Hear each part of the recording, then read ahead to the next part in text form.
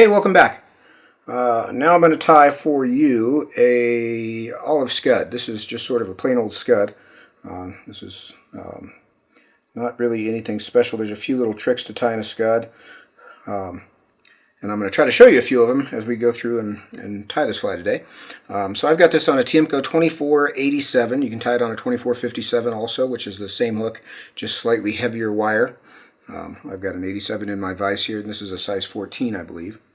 And the first thing I'm going to do is I'm going to weight this fly. You don't have to weight your scuds, but a lot of times I'll fish these scuds in still waters, kind of sight fishing in the lake. So I like to have a fly that's got a little weight so it'll get down just a little bit quicker. So I'm going to take some 10,000ths lead wire, and I'm going to start it back here just above the point on the barb.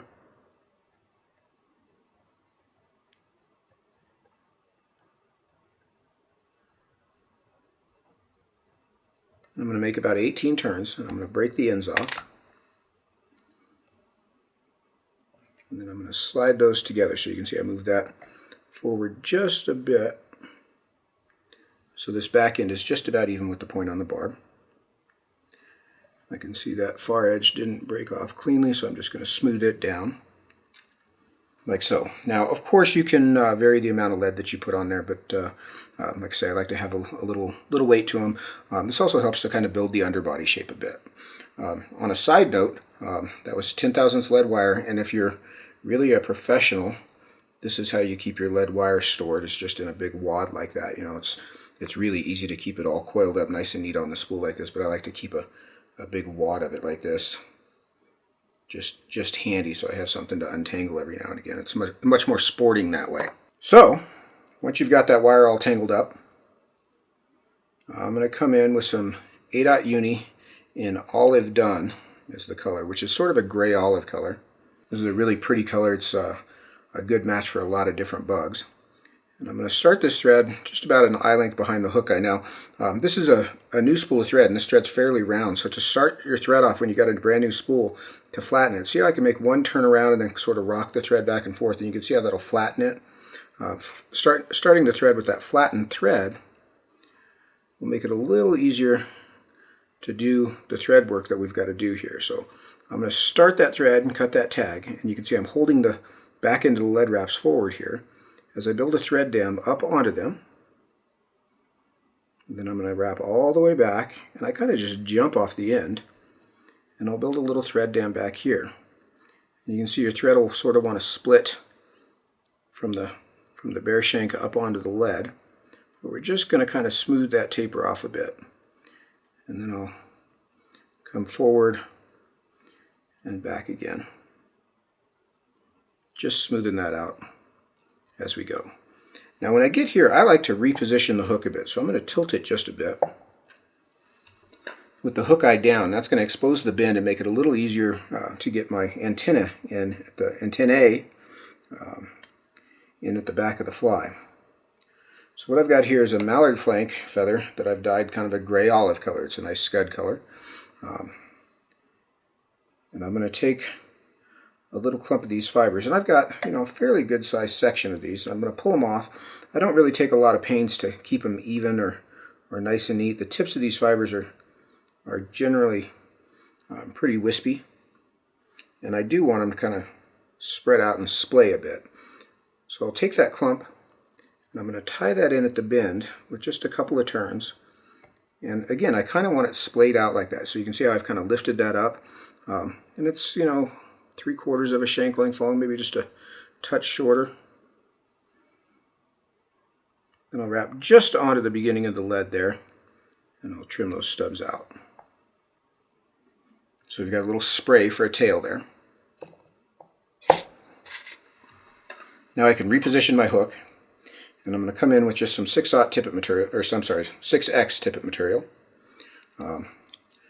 I'm using just regular nylon here, and if you buy tippet from me, you should probably use fluorocarbon, you know, the most expensive stuff you can get, but in this case, this is just 6X mono. And I'm going to take this, I'm going to put my thread about in the center of the hook, and I'm going to lay this piece of mono across the top of the hook and catch it on the far side. And then I'm going to draw it down to length, and I'm going to wrap back over it, keeping it along the far side of the hook, and I'll explain why that far side is important here when we get to that point. So I've got that butted right up to the base of the tail. I'll clip that on my material spring and then just bump my thread forward a bit.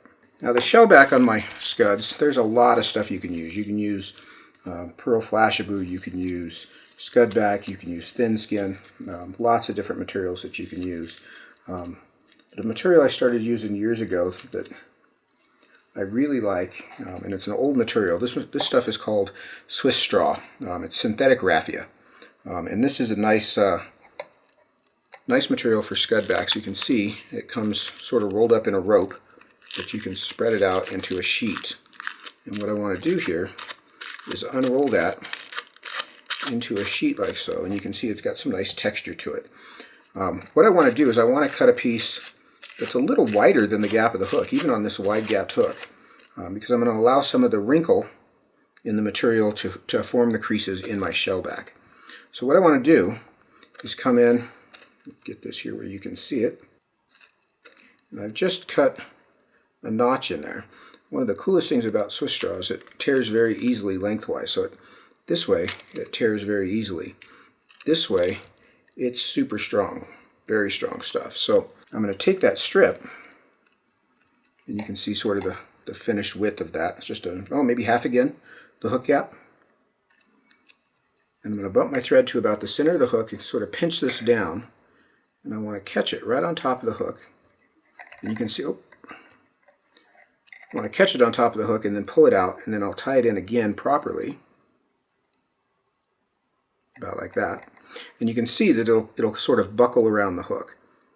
So I want to wrap back over it all the way back to the base of the tail. And I'll come forward again. You can see how that's a nice wide flat sheet there at the bend. Now there's a lot of dubbings that you can use for Scuds, and I used to custom mix a bunch of stuff when I was younger, but Wapsi has come out with a dub. This has been out for a long time now, but this is called Sow Scud dubbing, and it's antron, squirrel, rabbit, possum, I think, is in there. It's a mix of a bunch of different materials, and this particular color is called Smoky Olive. Makes a beautiful Scud. One of the downsides to this dubbing is those antron fibers are very long. So it tends to bind down, because they're long fibers, it tends to bind down and twist down fairly tight. So what I'll do to it is I'll take the whole clump of dubbing and I'll cut it into 1/4 to 1/2 inch sections like so. So I've just cut that with my scissors. You can see where I've cut that clump in half. So now I've got a shorter staple length, and that'll control the length of the legs on my Scud, so that I don't have legs that I've got to trim off after the fact. I want more randomness than clean cut legs after the fact.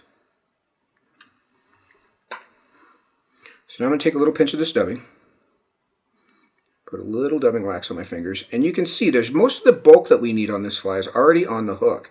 I would say 90% of it. So this layer of dubbing is not to build up the body. It's merely to add the texture and color. So it's not going to take very much dubbing. I'm going to use my bare thread between the dubbing and the hook to work back to the bend. I'm going to put my first turn right at the bend, and then I'm going to work up toward the middle. And I want the middle of the hook to be the fattest part. So you can see I can kind of start to overlap a couple turns there. And I should run out just as I approach the hook eye, like so. So there's just a slight sort of football-shaped taper there. Now I'm going to take my Swiss straw up over the top, and as I do this, let me turn this. You can see it sort of wrinkles over the top of the fly. I don't want it to come all the way down and fold all the way down around the sides of the fly. I want it to stay wrinkled across the top. So I'm going to come up and over it and pinch it down behind the hook eye with a couple turns of thread. So you can see that's buckled across the top. You can see how wide that looks right now. Now this is the reason that I tied my ribbing, my mono, in on the far side of the hook. What I'm going to do is I'm going to start on the far side and then come up on this near side. Had I tied this wire or this mono in on my near side, it would lift this edge back here and form a wrinkle. This sort of go in the wrong direction. What I want to do is get it to come up and buckle this material, this Swiss straw, around the hook. So as I start to make these segments, I'm pulling down tight on this mono as I rib forward through the body. And you can see how that's forming a really nice little shellback over the top of the fly. When I get to the front, I'll tie that off with a couple of turns as well. Now I can come in and trim both the Swiss straw and the mono out. Just a few turns of thread to cover that, and then I'll whip finish. And I try to build the head into the shape of the rest of the fly. So you can see how that shellback is sort of folded down around the sides of the fly. Now to pick our legs out, you can come in with a dubbing brush or a bodkin and be the most patient person in the world and pick these out one strand at a time. Or what I like to use is a piece of Velcro. So this is the hook side of a strip of Velcro, and I've cut it so that it's about as wide as the gap, or wide as the shank of the hook in this case. And I'm going to take this and run it underneath the hook like I was polishing a shoe, and I kind of sweep down on both sides and brush those fibers down.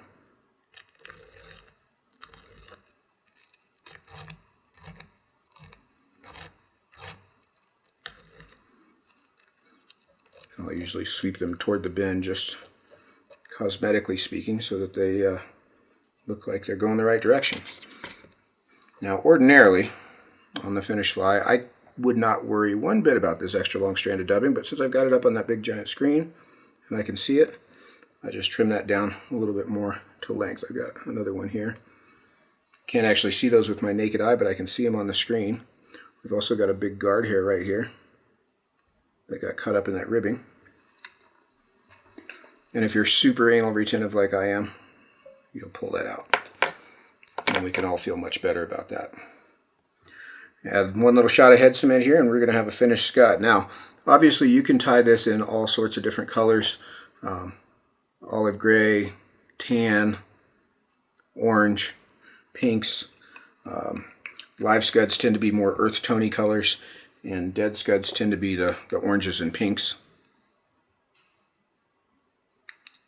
But there is our little finished plain old scud.